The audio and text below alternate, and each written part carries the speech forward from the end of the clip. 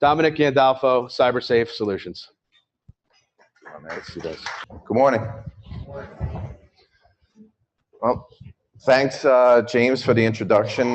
Ken, thanks for having me here as a speaker today. And what better way to start the day than to talk about cybersecurity, which is my favorite topic. I feel that most people, most average people out there are interested in this. Is that true? Can I get a show of hands? This is cool stuff, but it's also scary stuff, especially what's happened recently as of yesterday. Airports being shut down, rail systems being shut down, nuclear facilities getting hit, power grid getting hit. It's scary, and it's coming. The biggest thing that we, as a cybersecurity professional is, including myself, is going out and educating people on how serious this really is. I always say that IT is important to build the infrastructure out there, but you need to lay cybersecurity on top of that. You can't have one without the other. It just doesn't work. You can't just have cybersecurity and just lay it on a network where it hasn't been built properly. And James and his company is, they build very secure networks to the point where we then come in and lay security on it. So my presentation, due to lack of time, I'm not really going to get too far into my background, but Inside Cybersecurity is kind of the title here, but it's really all about why security is failing. And I think everybody in this crowd could agree with me that security is failing. It's no fault of the IT departments, whether it's internal or external. It's much more sophisticated than that, which requires much more sophisticated security to protect your organization. It's not if a cyber attack will occur, it's when. I think this was first stated by a former FBI director, Robert Mueller. This is true. As a matter of fact, every single person in here, whether it's at your business or at home, these guys are in your computer. You just don't know it. James touched on some of the newsworthy cyber attacks. And the one thing that frustrates me a little bit, actually it frustrates me a lot, is that we only hear about the large companies that are getting hit. And it's much worse than that. It's the small to mid-sized companies that are getting crushed every day. James touched on this, and I'm not really going to get too deep into Target, but they did hit a small to mid-sized company. This could have been avoided, and this is why I mentioned how IT is important. If Target segmented their network where their HVA system and their point-of-sale system were on separate networks. It wasn't. It was on the same network. They grabbed the credentials through a phishing email. When they hit Fazio Mechanical, they got into the HVA system, and they were able to get to the point-of-sale system where they pushed their malware out to every point-of-sale system across thousands of stores. Sony was hit in a similar fashion. The one thing that was worse with Sony is when they stole all of the sensitive information, they put wiper malware on every system and wiped every system clean. So they were completely down. Home Depot, point-of-sale system attacks. With that one, that's pretty interesting. They actually hired their head of cybersecurity or head of security there, and he was actually in the middle of a court case. He was, I think, being indicted from his former employer. So they did a phenomenal job on a background check on that guy. James touched on this earlier, and it is true. 60% of small businesses that are compromised go out of business within 6 months. I didn't do this intentional with the CPAs. It actually, this was on my slide previously, but CPAs have so much information. They are a major target. And I think this group was a small group out in, I believe, California. But the fact of the matter is, I don't know anybody in here. I've never heard of either one of these companies. Has anyone? No one's heard of these. And that's the point. The point is that most people don't realize that these small to mid-sized companies are getting crushed. Why cybersecurity is failing? I came up with this, the 3 guarantees in life: death, taxes, and cyber attacks. It's very true. These are important facts that you need to keep in mind and to take back to your businesses when it comes to security. You cannot prevent all attacks, as we're witnessing in the news recently. Your network is going to be compromised if it hasn't already been. Every network that we've been into has been compromised. I can guarantee that. And there is no such thing as 100% security. Just doesn't exist. It's all about risk mitigation, not risk elimination. And I always equate this to the using a medical analogy that you can't ever claim that you'll never get sick again. There's no such thing as 100% prevention of being or ever getting sick. I like starting at the very top, and when I start at the top, I'm talking about the mindset. And this is a very fatal and dangerous mindset every organization I walk into. I've been in business for years, nothing's ever happened, I'm not going to do anything, we're fine until proven otherwise. And that will lead to a major cybersecurity failure. And it's going to continue. So it's that mindset that needs to get changed. It's not we're fine until proven otherwise. It's we're owned until proven otherwise, owned by the bad guys. Does anyone know this gentleman in the infographic? Ronco-matic? Sorry, James. Anything that I say in this, these slides is no knock against you or IT, but it's a set it and forget it mentality, right? We put firewalls in, we put antivirus in, we set it, we forget it, we go back and do our everyday job, and we're relying on technology to address this problem. Unfortunately, firewalls, antivirus, traditional security, IT is not specialized security. IT's responsibility, you agree with me, is day-to-day operations. Building the infrastructure, putting in a level of security to protect, but it's keeping the lights on, it's keeping the business running. Cybersecurity and IT are 2 separate roles. That's another thing to try and get through senior level management. When prevention fails, so take a look at this infographic. You have a wall there. They've figured out ways of getting over it, under it, between it. You can build it as high as you want. They're going to figure out how to get around that. And that's prevention. Most organizations focus on, when it comes to security, is prevention. And when that prevention fails, there's no visibility. I call it the silent killer. There's no detection, there's no response, there's no containment. And this little blurb down here in the lower left-hand corner is, and the history has shown, that a lack of that visibility, detection, response capabilities has played a major or critical role in the breaches that occurred today and will continue to occur. I always say, you know, how do you know what to protect unless you know what's on your network?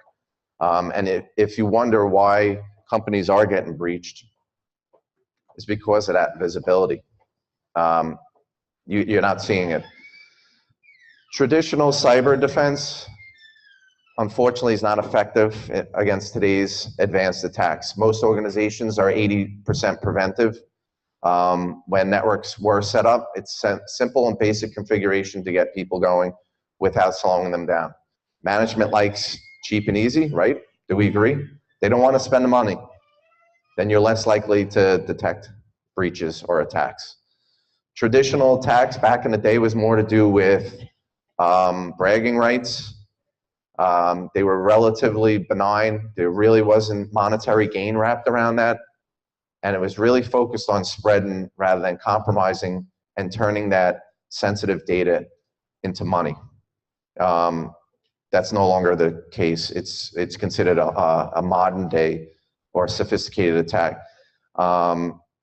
And it was mostly perimeter focused, and James touched on that, where we usually come into an office, we work, we do our stuff, and we go home. That's no longer the case. We can work across the world, we can work on vacation, we can work from home.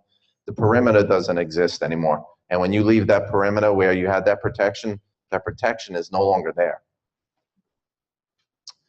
That was my profile picture, but I've updated it since. So yeah, that's a pretty scary face. Hackers are bypassing traditional security, and the failure is not only at the people level, it's the processes and technology. Those three things is where security is failing. Any C-suites out there? Do we have senior level partners, owners? This is very, very important. The C-suite needs to understand, although they're sensitized to what's going on out there in the world when it comes to cybersecurity, unfortunately, they're passing their due care responsibilities onto the IT department. They're depending on their IT department to make this problem go away. And it is a clear violation of due care. I'm not a lawyer, but I do understand what the legal ramifications, and you're opening up yourself to class action lawsuits. You need to recognize the difference between cybersecurity and IT. So don't go to IT and say, well, what am I paying you all this money for? This is your responsibility. It's not. It's really not their responsibility. It's beyond their level from a sophistication standpoint. And there's really a fundamental disconnect, understanding their role when it comes to risk management. Risk management needs to start at the top. So we always say cybersecurity is not an IT problem, it's a business problem. I love this infographic because it's true. IT, and I know this in every firm that we've been into, they lack the time, resources, expertise to prevent against these sophisticated attacks. And I say it's like bringing a knife to a gunfight. Cybersecurity, when you do bring it in, should and can never report to IT. It must report directly to the top. What are some of the solutions at the C-level suite? Again, they need to address this as a business problem and remove that responsibility away from IT. Bring in a trusted security advisor like Cybersafe or any other security company out there. Implement the latest security technologies, services. You need to train and educate your employees, all members of the team. Your users are the weakest link. That's how this ransomware is spreading like wildfire. This global attack is being introduced because an employee in your organization has clicked on something, whether it was a malicious attachment or link. And most importantly, security needs and must start at the top and filter down. You cannot try and force security up the chain. If it's not supported at the top, it will not be supported at the lower level. Now let's move down to our lovely end users, our employees. I always say, what's the hardest operating system to patch? I always get Windows, Linux, Mac. Nope, it's the human OS. We all have operating systems up here, and that's what the bad guys will continue to exploit. So when you hear something about advanced attacks or APTs, advanced persistent threats, it's still exploiting the human. And James gave a perfect example. That was a great video, and that is how it's happening. They're going out, they're finding information on Facebook, on LinkedIn, on Twitter. There's so much information that you can find out on the web, and then they build and they attack you. That statistic of 91% of successful data breaches start with a phishing attack. No one is immune. We've obviously, I showed you early on the slides, both big and small are equally vulnerable. As a matter of fact, the small and mid-sized companies are getting hit more. I think it's over 70, almost 80% of the attacks going on today are hitting small to mid-sized companies. Other than the phishing, there's something called vishing, and James was going to show a video of getting somebody to reveal someone's credentials through a phone call. That's called vishing. And spear phishing is going after the senior levels. They're the ones that generally have the least amount of security within your organization, and they have access to the most sensitive information. They're also very busy, and they like clicking on things pretty quickly. This graph right here, again, shows the phishing attacks. 1.2 million in 2016. That was a 65% increase over 2015. It still will continue to be the #1 way that they get into networks. And like they say, curiosity killed the cat. Curiosity also gets you malware. There's a failure on the process side. Most organizations have little to no policies. Some have too many policies, and they're not enforced. I'm sure your policies are in a pile somewhere in the corner with 2 inches of dust on them, and no one's even looking at them. There's little to no training for both management and staff to understand what the latest and greatest techniques are. And if there is some sort of training, it's usually a break room approach where you come in with death by PowerPoint, which I'm trying not to do here, and it's out of sight, out of mind after a couple of days or a week, and then we don't revisit it till another year. What are some of the solutions to dealing with the failure on the people and the process side? It's really creating policies and streamlining those policies that are relevant to your organization. It's not really having, you don't need to have the 50, 60, 70 different policies, but ones that are going to mitigate your most risk within your organization, and ones that you can enforce. And again, I can't stress it more that it needs to be supported from the top down. Ongoing security awareness training and simulated phishing tests. That's something that we do as well, based on this graph. Most organizations, we start off with a phishing email just to see who clicks on it, and then they go through an online security awareness training module, and then we follow up with continued phishing tests every month. And that number does drop, that click-prone percentage. We've had most of our clients averaging around 2 to 3% when they were about 25 to 35% click-prone before the training and the ongoing tests. There is a failure on the technology side, and I spoke about it earlier. It's been a prevention-oriented approach, firewalls, antivirus. Although prevention is ideal inherently, it's flawed and it will fail. That's what we call traditional security. This is the #1 thing that organizations need to bring into their, as part of their cybersecurity program, is continuous monitoring. And the major point of continuous monitoring is to improve your security. The other infographic is James touched on as well, is putting in layers of security or defense in depth.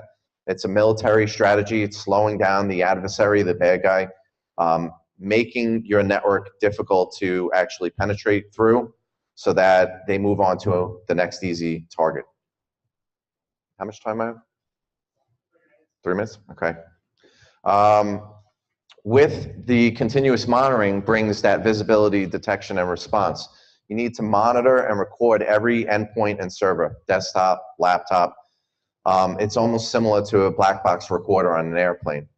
So when something bad happens, we can rewind the tape and determine what the root cause of the attack was.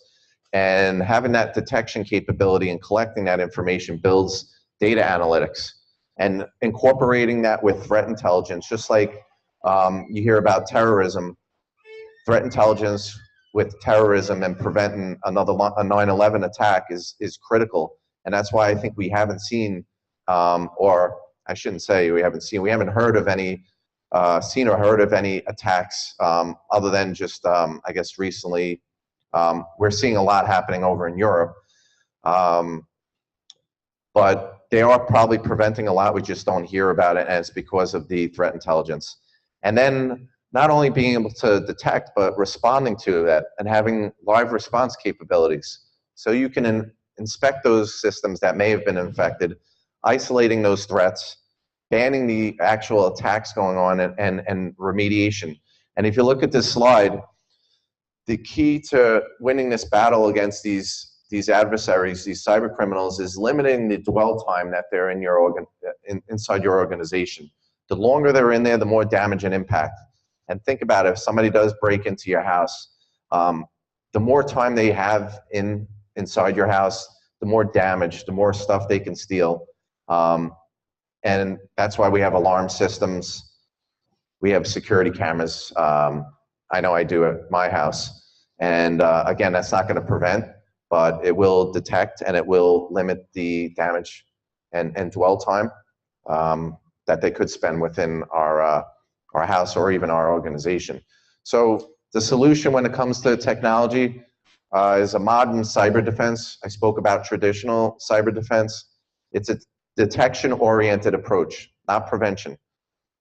Having that full visibility through continuous monitoring of both your network and your endpoints, your desktops, your laptops, and your servers. We actually are considered threat hunters. We actually form and establish hunt teams. We assume your network's been compromised. We have that mindset while we're in your organization ongoing, and we actually look for evidence of a compromise. So we call that proactive detection versus reactive. Having those detection and response tools in place will limit that damage and allows you to perform quick remediation, and that's the key. And I'm just going to touch on some financial numbers. I've seen this number, the average breach cost around $665,000. That was through a cyber claim study by Net Diligence through a number of pretty big insurance companies. I've seen that number even higher, as high as 3.2 million. If you look at the pie chart here, 75% of that cost is crisis services. Crisis services is us coming in after the fact. And what's the average for crisis services? $375,000. And if you look at these two bar graphs, the blue is forensics, that's us, incident response coming in after the fact, and the green is bringing in that legal counsel. It's very costly. I've always heard, well, I'll just buy cyber insurance and that'll protect me. Fatal mistake. I always say insurance is like Vegas, the house always wins. You need to have a combination of cybersecurity to minimize your risk and then transfer the remaining risk through an insurance policy. That will give you the opportunity to, or the insurance company to lower the premium for your insurance policy. You're less of a risk if you do have the layers of security that James and I touched on. But the most important thing is that, you know, you can't fix damage to a company's reputation, so it's important that you have both. And I've also heard, well, we'll try and do this ourselves and do it in-house. There's costs associated when it comes to the product or the technology bring in, cost to deploy it and make it work, and then there's ongoing management costs. So we always say to defray those costs, you know, hire an outside MSSP. James' company is an MSP. We're an MSSP, which is a managed security services provider. So we can spread those costs across large number of customers. And the benefits, definitely reduce downtime. If you're down, you can't work, you can't make money. Primary benefit is really securing your environment, making yourself a less attractable target, you're less vulnerable, which means you'll suffer less consequences. That translates into more uptime. Businesses are getting their work done, the employees are productive, and we live happily ever after. And then the last piece is really compliance. I always put that last because a lot of mistakes companies make when it comes to security is that they only want to check the box. And we say just because you're compliant doesn't mean you're secure. Many organizations that have been breached that were compliant still were hit with major lawsuits, and it cost them a lot of money. So we always say compliance is a subset of cybersecurity. Most of regulations out there want you to implement policies and procedures. That includes bringing the right technology in to prevent, detect, contain, and correct those violations. And most examiners are going to want to assess the governance, and again, that starts at the top. Whether you've had a risk assessment, you have ongoing risk management capabilities, who has access or rights to get to that sensitive data, how you're protecting that data from being lost. Do you train your employees, and most importantly, do you have an incident response plan? And actually, that's one question I like to ask everyone. Do you guys know, do you have an incident response plan? If you were breached today, would you know how to respond to a data breach? No. Yeah, that's a problem. So the lessons learned here is prevention is less costly than detection. As we can see, a lack of visibility, detection, and response capabilities has and will continue to play a critical part in these major data breaches we're seeing today. And I've always heard that, well, you know, if we can't stop or prevent an attack, then why should we not do anything? And so there's no such thing as perfect. There being a perfect solution out there doesn't mean it shouldn't be used. You can't prevent all attacks, but you definitely can prevent most. And by putting in those layers of security and working with the right security advisor, you're going to make your company a less likely target. These guys are getting in, as much as you hear it being sophisticated and some of the things they are doing, we're making it way too easy for these guys to get in. And that's it. Any questions? By the way, I was restricted to this area here, so I feel like I'm trapped in the box. So I usually like pacing back and forth so I can get people moving their heads so they don't fall asleep. Yes. Yes. Yes. And then on the other side, I hear about ethical hacking, where company I work with we had to go through ethical hacking, and then we were found to be okay. So what is there a gap between people passing ethical hacking audits and where you come in and see 100% compromise? No, that's a great question. So when it comes to ethical hacking, yes, you do need to bring in an ethical hacker. It's not the first thing you should do. And the reason why is that unless you're 100% confident in the level of security you have in place, these guys will find their way in, but there's many different ways for them to get in. When it comes to ethical hacking, and it depends who you hire as well. There are guys out there that claim to be ethical. Yep. This was a big four CPA firm that we were told to hire. Sure. They gave us this, good housekeeping seal of approval. So you hired a CPA firm to?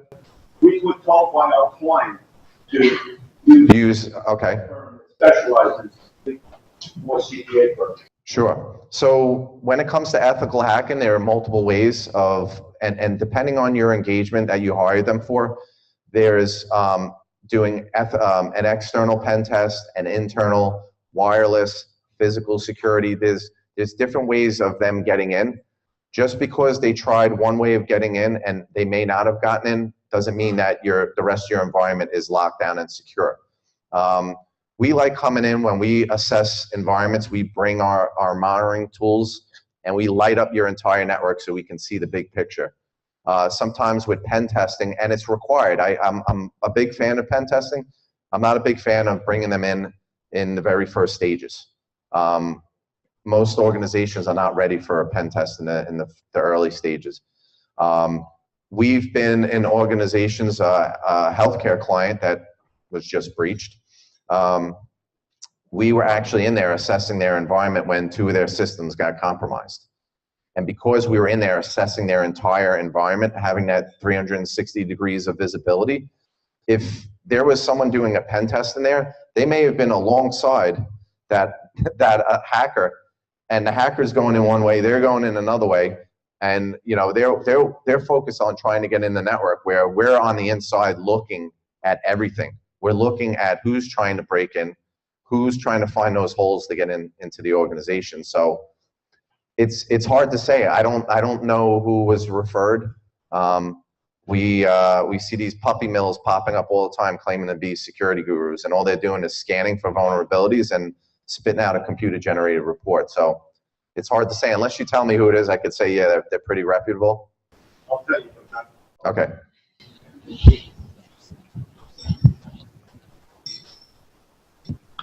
There's got to be more questions there. Thank you. Do you ever feel that there's a way you can tell? Is there any sign? I know most of this is back, this is invisible, but is there any type of sign? Like we had a very, very bad slowdown on our server 3 times in the last 24 hours, and all of this ransomware was going through, where we actually had to reboot, and my IT guys were in on it. There's a lot of things going on, but is there any way, you know, just something like that would say, wow, something's happening in your server? Definitely, slowdown is an indication that something bad is happening. I'm not going to say 100%, but that is one indication. There could be a lot of traffic on the network that these guys are scanning. Jeez. That they're scanning and looking. All right, I can speak loud. Can everyone hear me? Yeah, that is one indication that there is something bad. But I can tell you, every environment we've been into, small, medium, large, we found stuff in there. Because we know the level of security that most organizations have is just not up to par with, and all you need is one person to click in your organization, and they introduce the malware in there, and it starts making changes. Oh, sorry. No, I was saying that the indication of a slowdown within your network could be indicative of some malicious activity occurring within your environment. I don't know.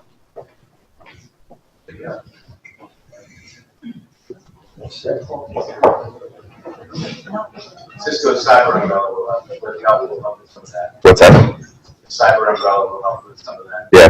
Protection of the botnets. Yeah, we put sensors on all the endpoints. We have visibility. We can see exactly what's going on. Every change being made, and that's what the bad guys do once they get in. As a matter of fact, this ransomware attack that's going on right now, if you have one system that was not patched and they hit that system, that's their way to get in.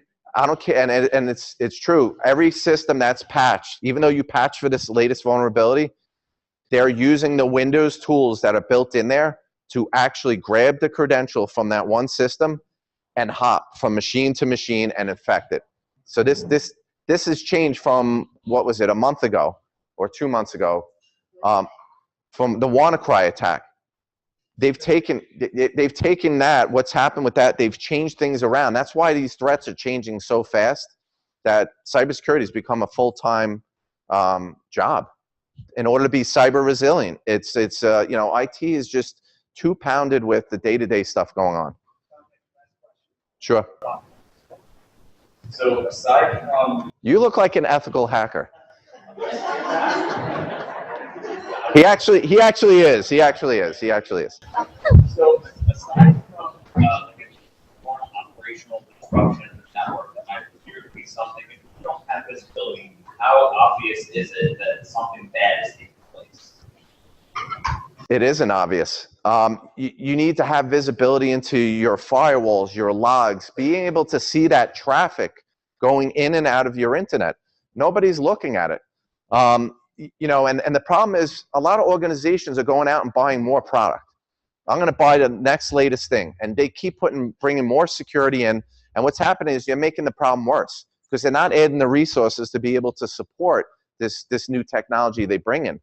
Without having visibility, and I can't stress it enough that you need to have monitoring in place. Think about your house.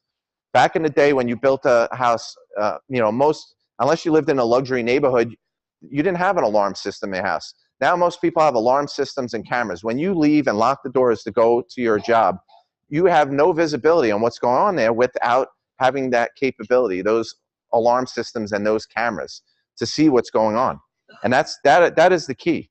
Having those cameras in place, you could see if someone's kind of probing in your neighborhood, looking to find when you're coming and going, when to strike, when to break in that house. And that is the same concept that you need to have within your environment. These guys are constantly banging at your firewall trying to get in and finding those vulnerabilities. And they're getting in like that with your eyes closed. And James over there can vouch because he sees how easy it is. He can do it with his eyes closed. So, sure.